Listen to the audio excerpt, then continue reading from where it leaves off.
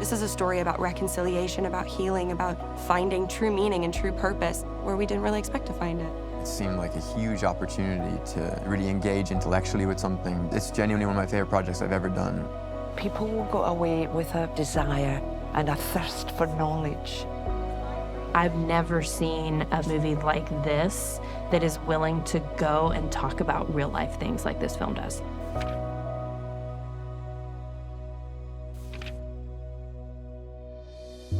The journey of getting to this point has been at least 5 years for me. I first heard about Surprise by Oxford because my mom and my sister recommended that I read it. They said it had all my favorite things, British culture and the city of Oxford and C.S. Lewis and the Inklings. Sure enough, I read the book and fell in love with this story that Carolyn had written about her life. I remember when Ryan first rang me, I was in a supermarket. And I thought, what is this about? And then had this wonderful conversation with him that was so memorable. So I started this massive task of trying to figure out how to translate this 400-page memoir. It required condensing a lot of the story, cutting certain characters, combining some other characters. I just remember being very nervous to hear her feedback because there were so many things I'd changed. She was about as gracious and kind as I hoped she would be. I've been so impressed with Ryan's integrity for the project and love for the project and working with him, and it's percolated for some time. It's even gone through a pandemic, and now for it to kind of come into the timing at this point, I still can't believe it. It also just is incredible blessing. Let's do it this way now, but then I think if it feels... Over the years, I've talked to a lot of people about this film. I pitched it to several people, and it wasn't until Ken Carpenter came on board that we really started to find a path forward. Making movies is difficult, it's challenging. They're designed to fall apart and fail in so many ways. Action. But our team embraced the opportunity at hand and championed the making of it at every turn. Couldn't have been a better experience. Sometimes the perfect storm kind of happens where you get the people that are supposed to be in those roles kind of come together. Our DP, Ed Lucas, shot this thing so beautifully.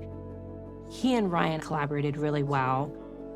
Ryan Whitaker created an environment that really invited a group of artisans to be all in with their crafts.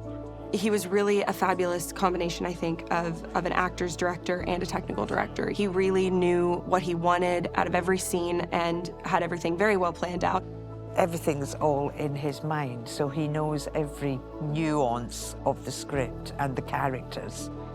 I really responded to Ryan really quickly because there was some bits of stuff about number of lines and some quotes about Milton. He solved the problem immediately, which was brilliant. It's been really, really nice working with Ryan. He has a very gentle way of working. He doesn't get in the way of the psychology of the actors. He respects what we do, and I respect what he does a lot. One of the joys of this experience was working with all of these amazing British character actors. Mark Williams, Michael Culkin, Lawrence Faberas, Simon Callow. Stalwarts of the British theatre, television and film industry. You want me to stop? Is this awkward? I remember having the conversation about Phyllis and thinking, gosh, she's perfect. She's just perfect. Mrs. Hughes, I mean, if you've seen Downton Abbey, you love Mrs. Hughes. Hello, Sammy. She's very down to earth. She's very easy to be around, easy to get to know. But she's incredibly deep, and she just has this rich wisdom. I believe there's grace all around us all the time, if we can only have the humility to admit that we need it, that we can't find the way out on our own. I knew early on that Rose was uniquely qualified to play Caro. Ken one day said, hey, do you mind if I share the script with Rose? And I said, yeah, of course. And she just fell in love with this character. Rose was able to bring this innocence and this beauty into Carolyn. Caro is so talented, she's so intelligent, and she really questions everything and ponders everything. And I think that's what really makes her so interested in Kent, is because Kent is also a ponderer and he also questions things. We know you're dreaming that. One of the things that I love about Rory's performance is that Rory actually found a sort of a levity and a lightness and a warmth, I think, to the character that wasn't even really on the page. When you read the script, you expect the other actors to portray these characters in the ways that you read them in your head, and Rory did not do that. Rory came in with a completely different take on the character, which ended up being exactly what the character needed. Come at me, Tom Holland. I'm waiting. I don't know what for, but I'm waiting. Lewis frequently wrote of an One of the fun little Easter eggs in the movie is when Caro goes to sit in a lecture, the lecturer is the author of our memoir, Carolyn Weber. Carolyn Weber is a force. She is somebody who you get into a conversation with her and you don't want to stop. Everything she gives you is just so life-giving. Charming, the pair of them, Carolyn and her husband Kent. It's lovely to meet them and to have them here. It just gives it a real extra. I think it was quite extraordinary to walk onto the set of your own love story. That doesn't happen very much for people. This was my first time portraying a real-life character. So when I first met her, I was very intimidated and very worried that I was gonna walk in there and be like, oh my gosh, I'm going to portray this girl entirely wrong. But I really think that Ryan did a fabulous job of capturing the essence of who Carolyn is and the struggles that she went through. When I think back of first arriving here, so homesick and nervous, and then coming back with Kent 25 years later, it still has that thrill that runs through you when you come here. If you can't shoot this movie on location in Oxford, England, you don't shoot the movie at all. So my first day here, I called my girlfriend instantly and said, we're moving to Oxford. You step into that city and it's like you step into a different world. The first word that comes to mind is magical. You turn down any street and it's just the most beautiful thing you've ever seen. It's like something truly out of Hogwarts. Coming back here, it's lots of memories and lots of things that haven't changed either, which is quite interesting. Although the food's not as good as it was when I was here, which probably sounds like, what? Oxford is all the world, a character in this movie. I know as a viewer, I love being transported into a world, but as a filmmaker, what an incredible chapter in one's career. I said from very early on that I wanted the film to function as a love letter to the city of Oxford. When someone compliments me about the cinematography in the film, I always say it's very difficult to make Oxford look ugly. And that is true. But we did want to lean into a slightly romanticized version of Oxford because we're seeing it through Caro's point of view. And it's only when things start to sort of fall apart in her world that you start to sense a shift in sort of the cinematography and things become a little more handheld and unstable and a little bit darker and grayer. When you're in Oxford, you're walking through history. It's a city in some ways haunted by the past in the best way possible because it was home to so many amazing, writers and thinkers.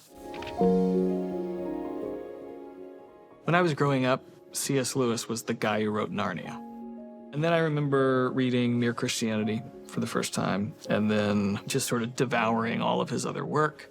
Can I help you? Fine, if you insist. His writings are such a foundational part of Surprised by Oxford. He calls us to think thoughtfully and critically and deeply about the most important issues in life, but also clearly says, set that alongside a sense of wonderment and a sense of awareness that there's a creator that's bigger than whatever construct we can build in our craniums. Lewis invites us into that duality in a really unique way, and I think that's really what our story's all about. Caro goes there for the education, and she really thinks that's going to be her rock and her foundation and her defense against her hurts. But old Lewis drops in via Kent and says, hey, Caro, there's more to you being here. Do make the very most of your time here. Lewis experienced that, and it surprised him. And a century later, hopefully it surprises Caro. I made this film for people who want to ask big questions. The journey of faith is mysterious.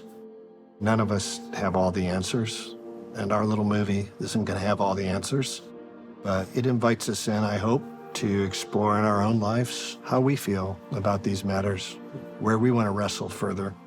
It challenges you to ask questions. It challenges you to really consider your theology from an intellectual standpoint and question it. I wish I would have seen a film like this growing up when I was trying to figure out some questions for myself. There's so much more to know about the world, about human beings, who we are. There are no easy answers here.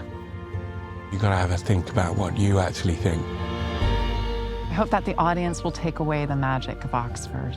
But most of all, I hope that they will really think about what's at the heart of this story is timeless. It's the old truths that bear the repeating.